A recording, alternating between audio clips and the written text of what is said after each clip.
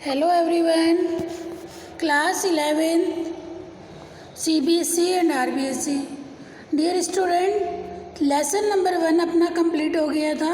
आज मैं आपको उसकी क्वेश्चंस आंसर्स कराऊंगी, ठीक है। क्वेश्चन नंबर फर्स्ट है, कहानी का कौन सा पात्र आपको सर्वाधिक प्रभावित करता है और क्यों। इस कहानी को आपने पढ़ा, नमक का दरोगा। इस कहानी में सबसे ज़्यादा किस पात्र ने आपको प्रभावित किया। देखिए, कहानी का नायक वंशीधर हमें सर्वाधिक प्रभावित करता है। क्यों? क्योंकि वंशीधर सत्यनिष्ठ और चरित्रवान दरोगा है। उसके माता पिता उसे बेईमानी की, स्टार्टिंग में थी ना, बेईमानी की सलाह देते हैं। उसके चारों ओर का समाज पूरी तरह भ्रष्ट है, फिर भी वह कीचड़ में खिले हुए कमल की तरह है। कमल कहाँ खिलता है? कीचड़ में। मुंशी वंशीधर के व्यक्तित्व के बारे में क्या कहा है?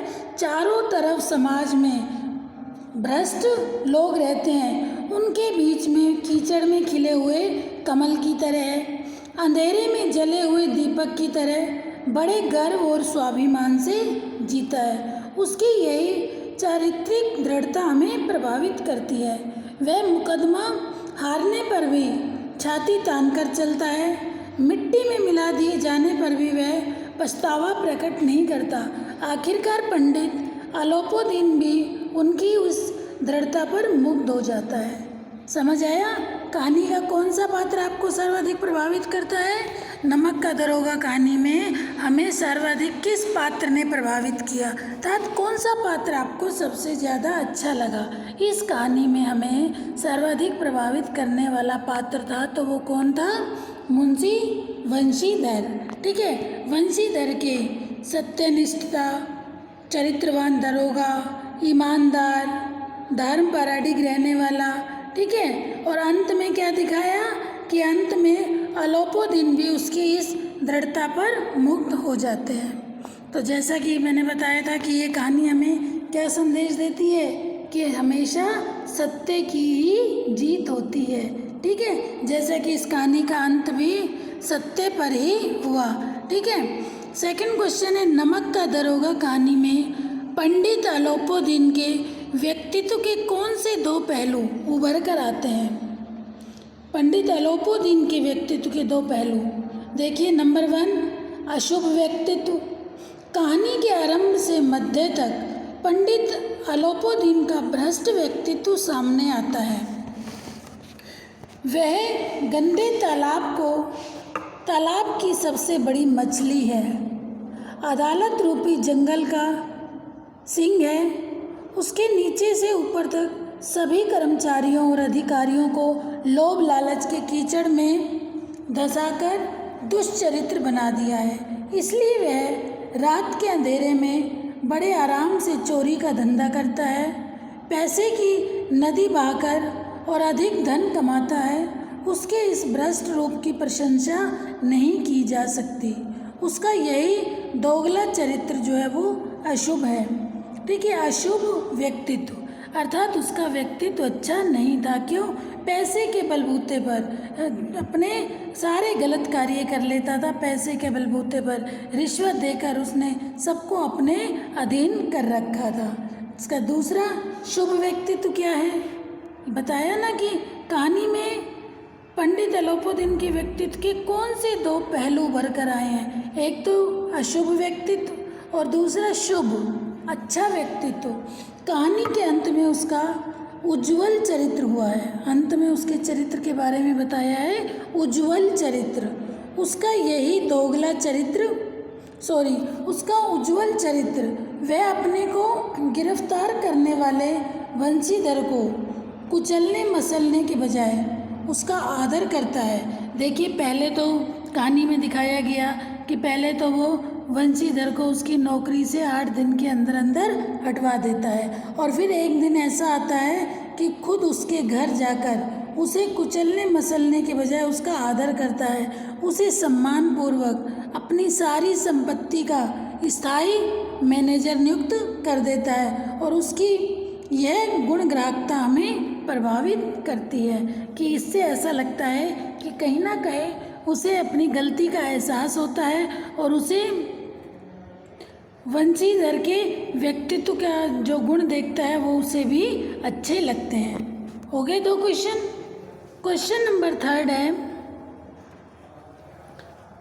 क्वेश्चन 3, कहानी के लगभग सभी पात्र समाज की किसी न किसी सच्चाई को उजागर करते हैं। कहानी में जो भी पात्र हैं वो समाज की किसी न किसी सच्चाई को उजागर करते हैं। निम्नलिखित पात्रों के संदर्भ में पाठ के उस अंश का उद्धृत करते हुए बताइए कि यह समाज की किस सच्चाई को उजागर करते हैं। वृद्ध मुंशी, देखिए अब वृद्ध मुंशी के बारे में बताना है कि वो समाज की किस सच्चाई के बारे में बताते हैं। वृद्ध मुंशी के चरित्र से समाज के भ्रष्ट चरित्र का परिचय मिलता है। आजकल बड़े बूढ़े माता पिता सभी भ्रष्टाचार करने में जरा भी शर्म महसूस नहीं करते।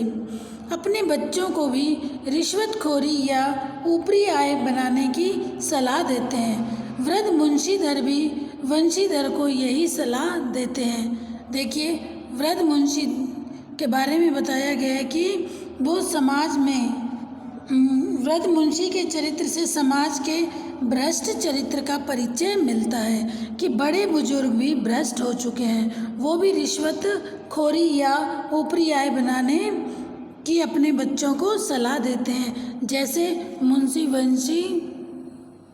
मुंशी जी ने अपने बेटे वंशीधर को ऊपरी आय कमाने के लिए कहा, रिश्वत लेने के लिए कहा, ऐसा कहा ऐसी नौकरी करना जहाँ ऊपर की कमाई अधिक हो। और उन्होंने ये भी समझाया था कि बेटा मासिक वेतन तो पूर्णिमा के चांद के समान होता है और ऊपरी आय जो है वो बहता हुआ स्रोत है। नौकरी में ओहदे की ओर ध्यान मत देना। और उन्होंने अपने बेटे से कहा था कि नौकरी में ये मत देखना कि पद क्या है, यह तो पीर की मजार है, निगाह चढ़ावे और चादर पर रखनी चाहिए। ये देखना कि उसमें आय कितनी है। ऐसा काम ढूंढना जहाँ कुछ ऊपरी आय हो।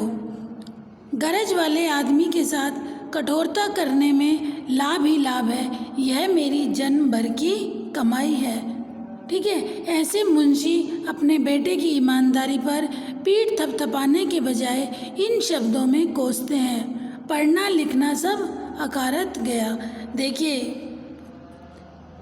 वृद्ध मुंशी के व्यक्तित्व से समाज के किस बात का पता चलता है कि पिता बच्चे का प्रथम गुरु उसके माता पिता ही होते हैं। ठीक है, पहला गुरु तो माँ है, पिता है, फिर बाद में बच्चा विद्यालय जाता है, फिर वहाँ उसे अपने गुरु मिलते हैं। ठीक है, उनसे जो कुछ सीखता है जीवन भर।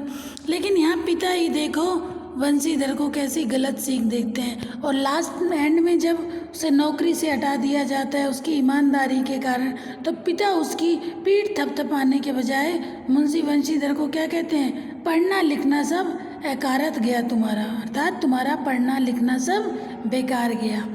दूसरा वकील, वकील के बारे में, वकील के व्यक्तित्व से ठीक है समाज की किस सच्चाई का पता चलता है। वकील, आजकल समाज में वकीलों का एक ही लक्ष्य रह गया है कि किस तरह कानूनी या गैर कानूनी काम की परवाह किए बिना धन लूटा जाए। वकील हैं आजकल के, कोई कैसे भी वकील है, उनका लक्ष्य सिर्फ यही है कि कानूनी काम या गैर कानूनी कोई भी काम करें लेकिन धन मिलना चाहिए। जब नमक पर पाबंदी लगी और नमक के दारोगा का पद महत्वपूर्ण हो गया तो सभी वकील यही चाहने लगे कि वकालत छोड़कर इस विभाग के दारोगा बन जाए। जैसा कि शुरू में मैंने आपको बताया कि नमक का दारोगा कहानी में नमक के लिए कानून बनाया गया, नमक के लिए जगह जगह विभाग बने और जो भी इस विभाग में नौकरी करता था, क्योंकि इस विभाग में ऊपरी आय अधिक थी, तो वकील तक भी ये चाहते थे कि हम हमारी वकालत को छोड़कर इस विभाग में काम कर लें। सरकारी हो या गैर सरकारी वकील, वे न्याय की जीत पर खुश होने के बजाय अपने मुवक्किलन की जीत पर खुश होते हैं। वे न्याय का गला दबाकर भी खुशी मनाते हैं। न्याय की इससे बड़ी पराजय नहीं हो सकती। यह उदाहरण देखिए, वकीलों ने यह फैसला सुना और उछल पड़े। देखिए वकीलों के बारे में क्या बताया कि कितना हर कोई रिश्वत लेने में खुश होता है। जब मुंशी बंशीधर ने अलोपीदीन को जब नमक का कानून बना था, नमक ले जाने की मना थी, और वो रात्रि के समय जब उनकी गाड़ियाँ यमुना के पार जा रही थी, तो दारोगा के पद पर कार्यरत मुंशी बंशीधर ने जब उन्हें रोकना चाहा तो पकड़ लिया, उन्हें रियासत में ले लिया, और कोर्ट ने भी उन्हें बाइज्जत बरी कर दिया और बंशीधर को दोषी करार कर दिया कि तुम्हें कोई भ्रम हो गया। ठीक है, नेक्स्ट है शहर की भीड़। शहर की भीड़, शहरवासी किसी के दुख में तमाशे जैसा मजा लेते हैं। भीड़ तो क्या है, सिर्फ तमाशा देखती है। उन्हें नए नए रावण देखने में मज़ा आता है।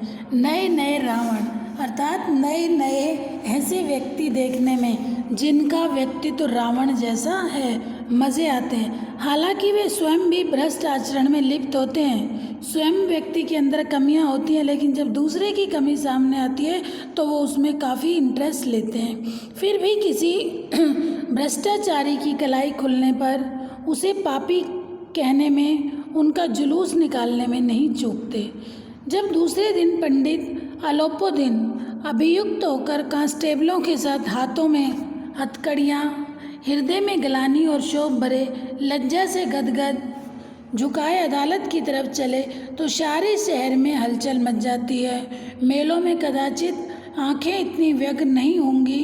भीड़ के मारे छत और दीवारों पर लोग खड़े होकर ये सब तमाशा देख रहे थे, ये सब नज़ारा देख रहे थे कि अलोपीदीन को पुलिस पकड़कर ले जा रही है। ठीक है, तो ये तीनों के बारे में बताया कि तीनों समाज की किस सच्चाई को बताते हैं। वृद्ध मुंशी कौन था?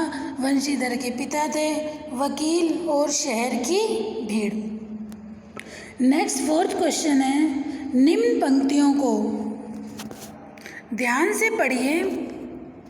नौकरी में ओहदे की ओर ध्यान मत देना, यह तो पीर का मज़ार है। निगाह चढ़ावे और चादर पर रखनी चाहिए। ऐसा काम ढूंढना जहाँ कुछ ऊपरी आय हो। ये सारी बातें कौन कह रहा था? बंशीधर के पिता। मासिक वेतन तो पूर्णमासी का चांद है जो एक दिन दिखाई देता है और घटते घटते लुप्त हो जाता है। ऊपरी आय बहता हुआ स्रोत है जिससे सदैव प्यास बुझती है। वेतन मनुष्य देता है, इसी से उसमें वृद्धि नहीं होती। ऊपरी आमदनी ईश्वर देता है, इसी से उसकी बरकत होती है। तुम स्वयं विद्वान हो, तुम्हें क्या समझाऊं। देखिए इन पंक्तियों पर आधारित अब कुछ क्वेश्चन हैं, उनके आंसर देने हैं। यह किसकी उक्ति है, अर्थात यह बात किसने कही जो अभी हमने ऊपर ये 4-5 लाइन पढ़ी। देखिए किसने कहा यह उक्ति बंशीधर के बूढ़े पिता ने कही थी। पिता का नाम क्या था? मुंशी जी। किसको कही थी? बंशीधर को कही थी। ठीक है, कब कही थी? जब वो नौकरी की तलाश में जा रहे थे। मासिक वेतन को पूर्णमासी का चांद क्यों कहा गया है? देखिए मासिक वेतन को उन्होंने पूर्णमासी का चांद इसलिए कहा है क्योंकि यह रोज रोज खर्च होकर घटता चला जाता है। यह मिलता तो मास में एक बार है, किंतु अगले दिन से घटते घटते जल्दी ही समाप्त हो जाता है। देखिए पिता ने मासिक वेतन को पूर्णमासी का चांद कहा। पूर्णमासी का चांद जैसे सिर्फ पूर्णिमा के दिन ही चांद की आकृति गोल दिखाई देती है और फिर वो धीरे धीरे धीरे धीरे घटता घटता घटता घटता उसकी जो पूर्ण चांद है उसकी आकृति आधी रह जाती है जब 15 दिन में जब अमावस्या आती है।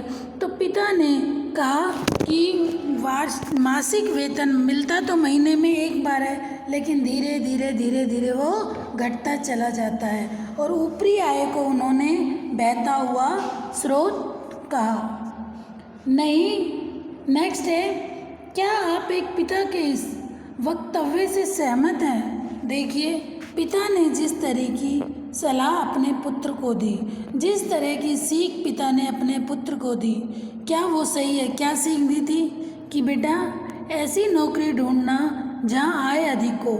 ये मत देखना पद क्या है, ऊपर की कमाई होनी चाहिए। मासिक वेतन तो पूर्णिमा की चांद के समान है, ठीक है। और जो ऊपरी आय होती है वो बहता हुआ स्रोत है। मासिक वेतन मनुष्य देता है और उनका मानना था कि ऊपरी आमदनी ईश्वर देता है। क्या आप पिता की इन बातों से सहमत हैं? नहीं है? बताओ कौन सहमत होगा।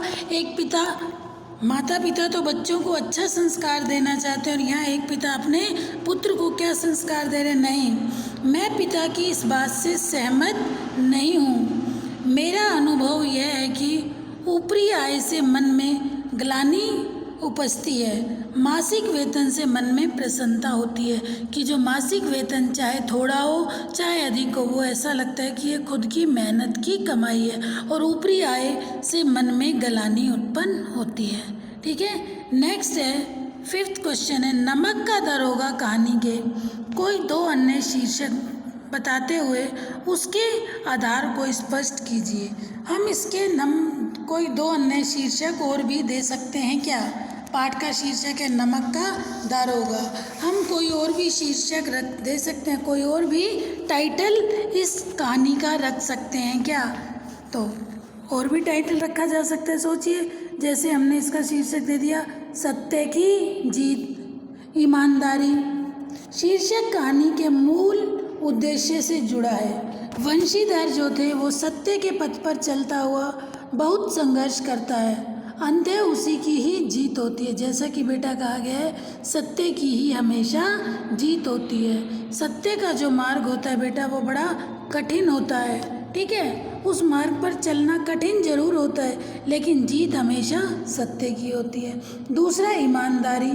यह शीर्षक ईमानदारी के महत्व को भी रेखांकित करता है, ठीक है। ईमानदारी जितनी जितनी दुर्लभ होती जाती है उतनी उतनी मूल्यवान हो जाती है। अर्थात हम इसका दूसरा शीर्षक ईमानदारी भी रख सकते हैं। यहाँ तक ये क्वेश्चन आपको समझ आए।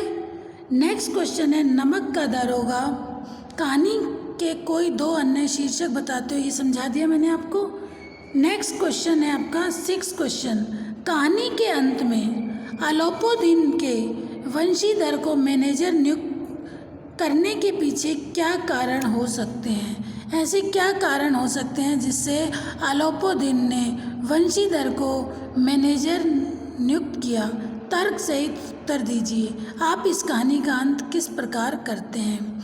देखिए क्वेश्चन है, एंड में दिखाया गया कि कैसे मुंशी वंशीधर को पहले तो अलोपोदीन उसके पद से भी हटवा देते हैं, उसको उसकी नौकरी से भी हटा देते हैं, और बाद में एक समय ऐसा आता है कि उसे अपनी सारी, क्योंकि जो अलोपोदीन था वो प्रतिष्ठित जमींदार था, बहुत पैसे वाला था, हर कोई उनकी इज्जत करता था, और उन्होंने क्या किया लास्ट में अपने ही पूरी जायदाद का स्थायी मैनेजर नियुक्त कर दिया। किस करना चाहते थे? किसको? वंशीधर को, ठीक है। देखिए कहानी के अंत में अलोपोदीन वंशीधर को अपनी सारी संपत्ति का स्थायी प्रबंधक बना देता है।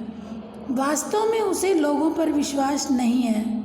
उसने आज तक बिकाऊ, बेईमान और भ्रष्ट लोग ही देखे हैं। अलोपोदीन ने पूरी जीवन में अब तक बिकाऊ, जो रिश्वत लेकर बिक जाते हैं, बेईमान और भ्रष्ट लोग ही देखे हैं। उसने रिश्वत और लालच से सबको डिगा दिया। केवल वंशीधर ही था जो हजारों रुपए की रिश्वत के सामने अडिग रहा। उसे अपनी संपत्ति की सुरक्षा के लिए ऐसा ही दृढ़ चरित्र, ईमानदार और कठोर प्रबंधक चाहिए था, इसलिए उसने उसे नियुक्त कर दिया। हम इस कहानी का अंत इसी प्रकार होना चाहिए था कि इस कहानी का अंत भी ऐसा ही होना चाहिए था। समझ आया आपको कि क्यों उन्होंने उसे अपनी सारी ज़मीन का स्थायी मैनेजर नियुक्त कर दिया था? क्योंकि उसे ऐसे ही सच्चे, ईमानदार और दृढ़ निश्चयी व्यक्ति की आवश्यकता थी, ठीक है। नेक्स्ट क्वेश्चन है, दारोगा वंशीधर गैर कानूनी कार्यों की वजह से पंडित अलोपोदीन को गिरफ्तार करता है, लेकिन कहानी के अंत में इसी पंडित अलोपोदीन की सहृदयता पर मुग्ध होकर उसे अपने यहाँ मैनेजर की नौकरी को तैयार हो जाता है। आपके विचार से वंशीधर का ऐसा करना उचित था। आप उसकी जगह होते तो क्या करते? देखिए, मुंशी वंशीधर को अलोपो दिन पहले तो उसकी नौकरी से हटा देते हैं और फिर उसे अपनी सारी जायदाद का स्थायी मैनेजर बना देते हैं। तो उनकी जगह अगर आप होते तो आप क्या निर्णय लेते अपने बारे में? वंशीधर का अलोपोदीन जैसे भ्रष्ट व्यापारी की नौकरी करना सर्वथा अनुचित था। मैं वंशीधर की जगह होता तो उसकी नौकरी स्वीकार न करता। मैं उसके प्रति कृतज्ञता प्रकट करता, किंतु साफ कहता कि आपके काले धंधों को सहन करना मेरे स्वभाव के प्रतिकूल है। मैं इन्हें सहन नहीं कर सकूंगा, अतः किसी अन्य व्यक्ति को तलाश लो। देखिए, इसमें तो अपने अपने विचार देने हैं कि खुद की क्या सोच है। हर किसी की सोच अलग अलग होती है। वंशीधर ने उसे स्वीकार किया, अब इस जगह आप हैं, आपको कैसा लगता है? तो एक एग्जाम्पल के माध्यम से समझा रही हूँ कि मुझे तो यह नौकरी स्वीकार करना उचित नहीं लगता, बल्कि उसे ये जवाब देना चाहिए था कि मैं तुम्हारे इन काले धंधों को सहन करने का मेरा स्वभाव नहीं है, मैं उसे सहन नहीं कर सकता। इस पद के लिए आप किसी अन्य व्यक्ति की तलाश कर लें। नेक्स्ट है, नमक विभाग के दरोगा पद के लिए बड़ों का जी ललचाता था।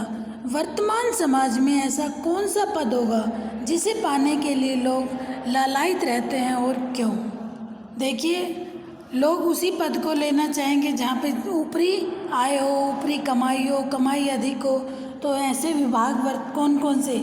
आयकर विभाग, बिक्री कर, आयात निर्यात आदि कार्यालयों में सभी लोग नियुक्ति चाहते हैं। क्यों? इन विभागों में खुलेआम रोज रिश्वत चलती है। लोग ऊपर की आय को आज भी महत्व देते हैं, इसलिए वे ऐसे विभागों में नौकरी चाहते हैं जहां खाने कमाने के बहुत अवसर हों।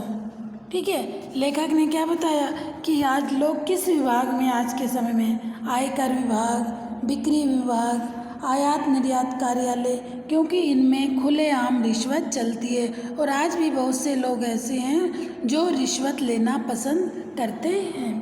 नेक्स्ट, अपने अनुभव के आधार पर बताइए कि जब आपके तर्कों ने आपके भ्रम को पुष्ट किया हो।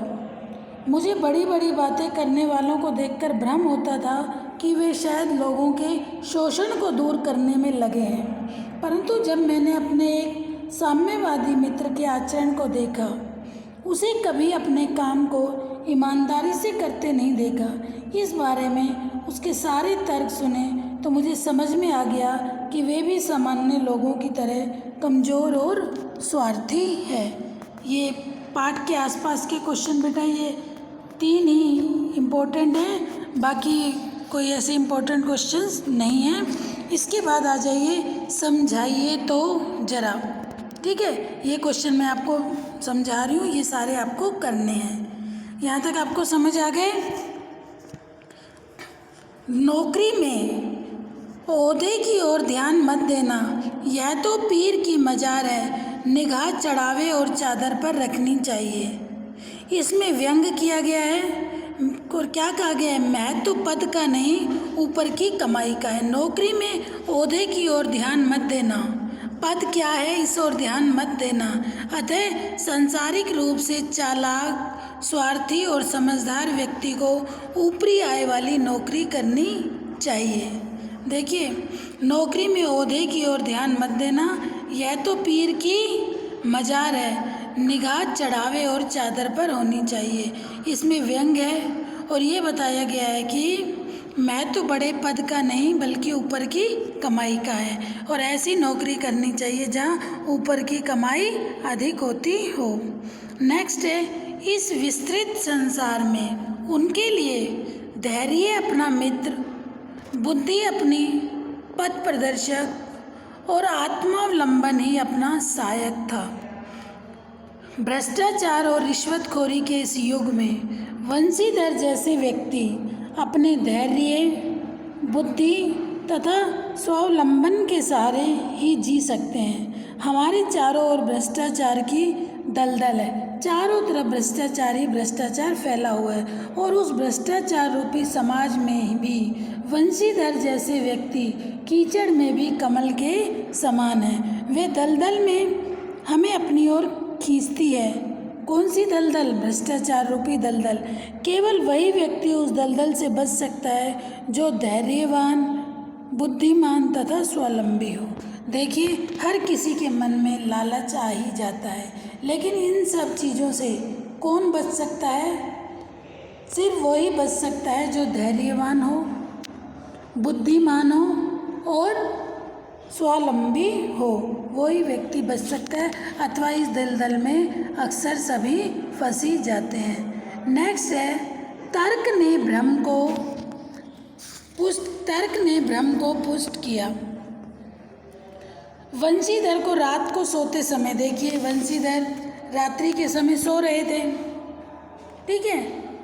दारोगा वंशी जी रात को सो रहे थे और सोते सोते उन्हें अचानक से गाड़ियों की गड़गड़ाहट सुनाई दी। वे उठ बैठे, सोचने लगे कि रात के समय ये गाड़ियाँ कहाँ जाती होंगी। रात्रि के समय सोए सोए अचानक से उठे और सोचने लगे कि रात को ये गाड़ियाँ कहाँ जा रही हैं। उन्हें संदेह हुआ कि ज़रूर इसमें कुछ गैर कानूनी काम होगा। रात्रि के समय कोई गैर कानूनी काम हो रहा होगा। उन्होंने तर्क से सोचा कि कोई मनुष्य रात के अंधेरे में गाड़ियाँ क्यों ले जाएगा। ये सोचते ही उनके मन में उठा भ्रम और पक्का हो गया। उन्हें लगा कि ज़रूर इसमें गोलमाल है। तब तर्क ने भ्रम को पुष्ट किया। समझ आ गया। नेक्स्ट है, न्याय और नीति सब लक्ष्मी के ही खिलौने हैं, इन्हें वे जैसे चाहती है नचाती है। न्याय और नीति लक्ष्मी के ही खिलौने हैं, इसे वो जैसा चाहती है वैसा नचाती है। देखिए, भारत की न्याय व्यवस्था पर यह तीखा प्रहार किया गया है, व्यंग किया गया है। भारतीय न्यायालयों में न्याय और नीति धन के गुलाम हैं। जैसा कि अलोपुदीन की गलती होते हुए भी उसे वहाँ से बाइज्जत रिहा कर दिया जाता है, सिर्फ पैसे के कारण। धन के बल पर इन्हें कैसे भी प्रभावित किया जा सकता है। सत्य पुरुष को बेईमान और बेईमान पुरुष को सज्जन पुरुष सिद्ध किया जा सकता है। समझ आया। न्याय और नीति सब लक्ष्मी के ही खिलौने हैं, अर्थात न्याय और नीति सब लक्ष्मी के हाथों बिके हुए खिलौने हैं। अर्थात सभी लोग कितने भ्रष्ट हैं जो धन के गुलाम हैं। न्यायालयों में न्याय और नीति धन के गुलाम है। धन के बल पर इन्हें प्रभावित किया जा सकता है। सत्य पुरुष को बेईमान और बेईमान पुरुष को सज्जन पुरुष सिद्ध किया जा सकता है। नेक्स्ट, दुनिया सोती थी पर दुनिया की जीभ जागती थी। दुनिया सोती थी पर दुनिया की जीभ जागती थी। अभी लोग रात में सोए हुए थे कि पंडित अलोपुदीन के गिरफ्तार होने की खबर कानों कान फैल गई। लोग इस विषय में बातें करने लगे। देखिए, दुनिया सोती थी पर दुनिया की जीभ जागती थी। रात्रि का समय था, सब सो रहे थे, लेकिन तुरंत अलोपुदीन जैसे ही गिरफ्तार हुआ, क्योंकि बड़े प्रतिष्ठित जमींदार थे और मुंशी वंशीधर दारोगा के पद पर कार्यरत थे, उन्होंने उसे गिरफ्तार किया। तो पूरे शहर में रातों रात सबकी जबान पर यही बातें आने लगी। खेद ऐसी समझ पर पढ़ना लिखना अब अकारत गया। खेद ऐसी समझ पर पढ़ना लिखना अब अकारत गया। देखिए, वंशीधर के बूढ़े पिता वंशीधर की सत्यनिष्ठा पर बहुत नाराज हुए, बल्कि उन्हें अपने पिता की जब उनकी नौकरी चली जाती है, अलोपुदीन उन्हें नौकरी से हटा देते हैं, तब पिता को अपने बेटे की पीठ को थपथपाना चाहिए था। क्यों? उसकी ईमानदारी को देखकर। लेकिन उसके बजाय पिता ने वंशीधर के बूढ़े पिता वंशीधर की सत्यनिष्ठा पर बहुत नाराज हुए। वे चाहते थे कि बेटा दुनियादार बने और खूब रिश्वत खाए, परंतु जब उसने सत्यनिष्ठा का आचरण किया और नौकरी में मुअत्तल कर दिए गए, तो उन्हें लगा कि बेटे की पढ़ाई लिखाई बेकार गई। आखिर उन्होंने भ्रष्टाचार करने के लिए ही तो उसे पढ़ाया था, तो उन्हें लगा कि उनकी ये सारी पढ़ाई लिखाई बेकार गई। धर्म ने धन को पैरों तले कुचल डाला। धर्म ने धन को पैरों तले कुचल डाला। देखिए 40,000 रुपये की रिश्वत मिलती देखकर भी जब मुंशी वंशीधर ने पंडित अलोपुद्दीन को गिरफ्तार करने के लिए कहा तो अलोपुद्दीन उसे रिश्वत देना चाह रहे थे। 5,000, 10,000, 20,000, 25,000, यहाँ तक कि वो 40,000 रुपये तक की रिश्वत तक पहुँच गया। उस समय 40,000 की बहुत ज़्यादा वैल्यू होती थी। रिश्वत मिलती देखकर भी कर्तव्यनिष्ठ वंशीधर का ईमान न डोला। तब लेखक को धर्म की शक्ति का एहसास हुआ। उन्हें लगा कि वंशीधर की धर्म शक्ति ने अलोपुद्दीन की धन शक्ति को कुचलकर व्यर्थ कर दिया। देखिए जब अलोपुद्दीन बहुत ज़्यादा धन देना चाह रहे थे, किसे? वंशीधर को, लेकिन वंशीधर धन को देखकर भी कर्तव्यनिष्ठ वंशीधर का ईमान नहीं डिगा। तब लेखक को लगा कि धर्म ने धन को पैरों तले कुचल डाला। पैरों तले किसने कुचल डाला? वंशीधर ने। किसके धन को? अलोपुद्दीन के धन को। इसमें पैरों तले कुचलने से तात्पर्य है कि उसके धन को लेने से इनकार कर दिया, ऊपरी आय लेने से, रिश्वत लेने से मना कर दिया, और वे ईमानदारी पर, अपने कर्तव्य पर अड़े रहे, अपनी ड्यूटी कर रहे थे, सत्यनिष्ठ थे। ठीक है, ईमानदारी के कारण ही उनका ईमान बिल्कुल नहीं डोला। इसलिए लेखक ने कहा कि धर्म ने धन को पैरों तले कुचल डाला। नेक्स्ट है, न्याय के मैदान में धर्म और धन में युद्ध ठन गया। न्याय के मैदान में धर्म और धन में युद्ध ठन गया। न्याय के परिसर में अदालत में वंशीधर की धर्म शक्ति और अलोपुद्दीन की घूस शक्ति में युद्ध छिड़ गया। इधर वंशीधर सत्य मार्ग पर डटा हुआ था, उधर अलोपुद्दीन रिश्वत के बल पर अदालत के सभी अमलों, वकीलों और न्यायाधीशों को खरीदने में लगा हुआ था। दोनों में संघर्ष चल रहा था। किसका है? न्याय के मैदान में धर्म और धन में युद्ध चल रहा था। धर्म पर कौन अडिग था? वंशीधर। और धन की किसे गुमान था, घमंड था, अहंकार था? अलोपुद्दीन को। उसे था कि मैं धन के बलबूते पर कुछ भी कर सकता हूँ और मैं बड़े से बड़े अधिकारियों को भी खरीद सकता हूँ। तो ठीक है बेटा, आज ये सारे क्वेश्चन आंसर मैंने आपको इस लेसन के समझा दिए। किसी क्वेश्चन में कोई डाउट हो तो अपने डाउट क्लियर कर लेना।